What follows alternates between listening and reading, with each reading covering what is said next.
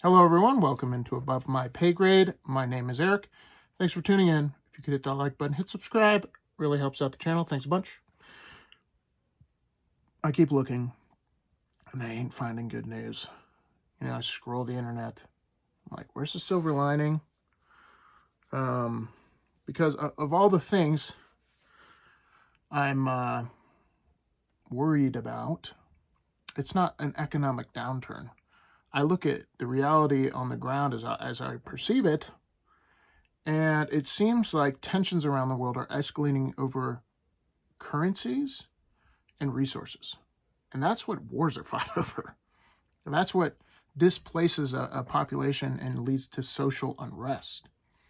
And with the massive amount of debt around the world and resource problems, particularly energy, you've noticed probably that tensions are mounting. And it doesn't seem like anyone's trying to de-escalate them. In fact, it seems like people are trying to poke the bear.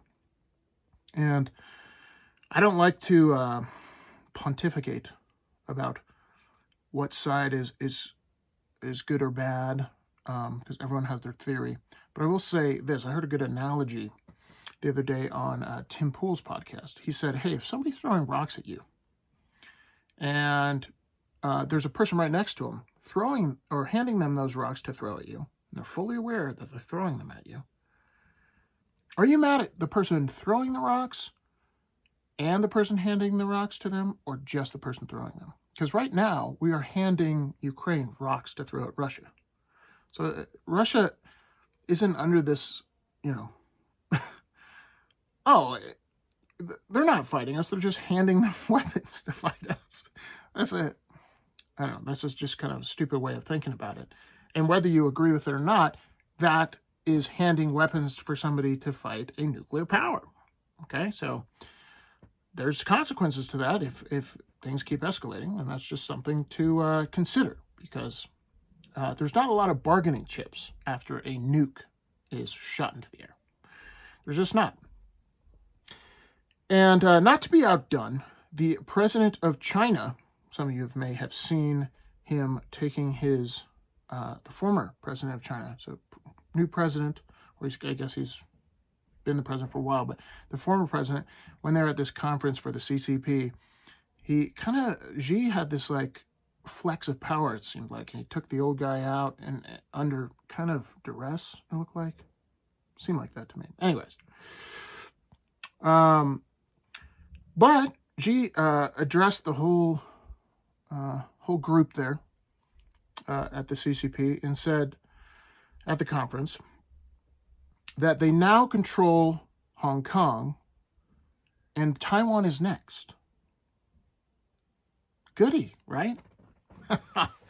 So he's saying what he wants to do with Taiwan. Obviously, he wants to invade. The question is, what's America going to do about it, if anything, and should we?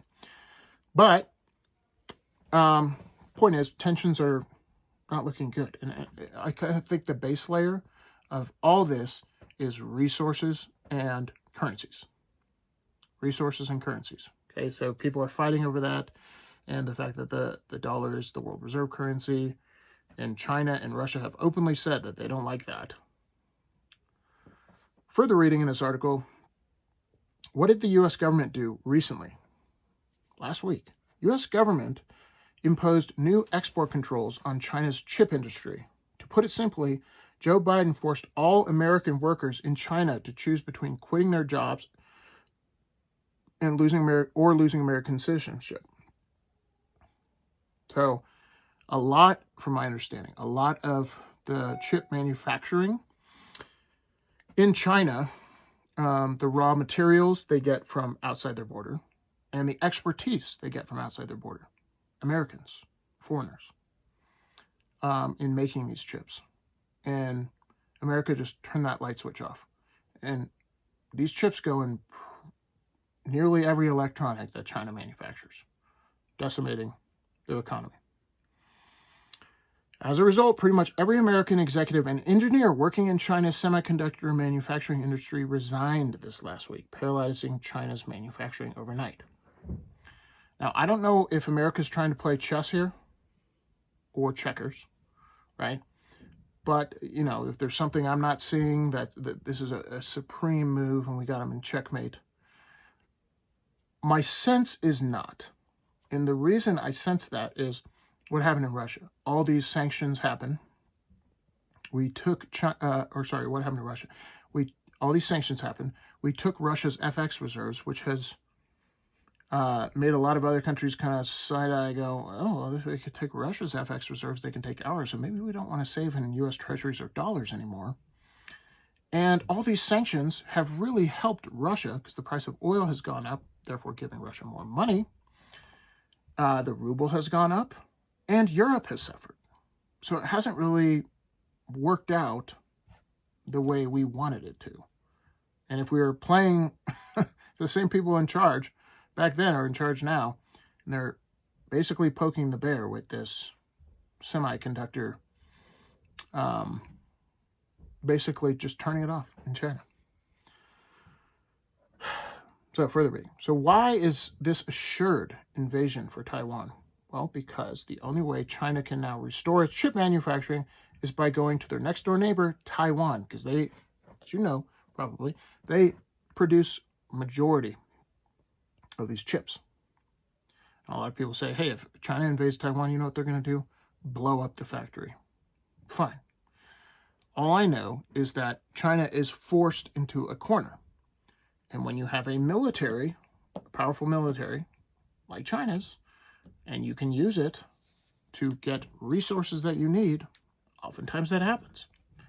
And when you force somebody into a corner, sometimes they make aggressive moves, shall I say. So, you hear all this rhetoric around the world, what's going on with Russia, what's going on with China. And I don't like to pontificate on whose side are you on, and just the reality that things are heating up. The world is becoming less united place, less globalization, and more, this is my pile of stuff over here, you better not touch it. And I'm gonna try to grab your stuff too. That's what is happening around the world because resources are becoming more scarce for a lot of reasons. But because of that, the U.S. military should be on high alert, right?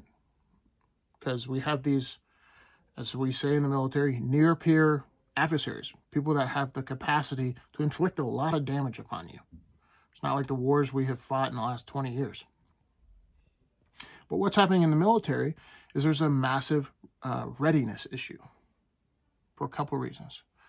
I've done videos on this before, but the recruiting in the military is abysmal. Nobody wants to join. And you can pontificate as to why. But on top of that, they are kicking people out of the military for not getting the COVID vaccine. And I commend these people who did not do this. I commend them. They're awesome. And I'll link this article in the description below. But what the military said is they said the COVID vaccine is for readiness. And if you don't understand readiness, so the military has certain contingencies that they prepare for around the world. And for those contingencies, they say we need this many troops with this level of training. And if they have that many troops with that level of training, they are ready. Readiness is good. But if they don't meet those qualifications, readiness is not good. Okay, so as things heat up around the world, the military, for a lot of reasons, is shooting themselves in the foot. And so this was supposed to be for readiness to prevent transmission. I think we can all admit by now, regardless of your opinion on the vaccine efficacy and yada yada, it doesn't stop transmission. It just doesn't. So the whole reason people were instructed to get it was to not have these mass outbreaks in the military. It doesn't stop transmission, but they're still pushing forward with it.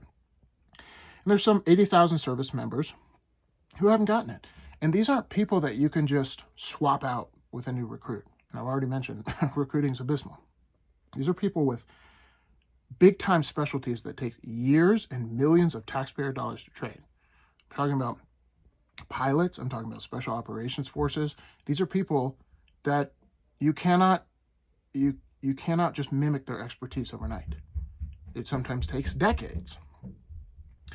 And these people are on the chopping block and fighting legal battles with the Department of Defense at a time when things are escalating. And the thing about military readiness, the public, your average citizen, they think the military's got it, right? Everything's okay until something bad happens. We lose a war, we lose a battle, or there's a massive accident where people are like, oh, there's been real bad things going on for a long period of time, and that's when the public becomes aware of it. My point is, the readiness in the military is not up to snuff.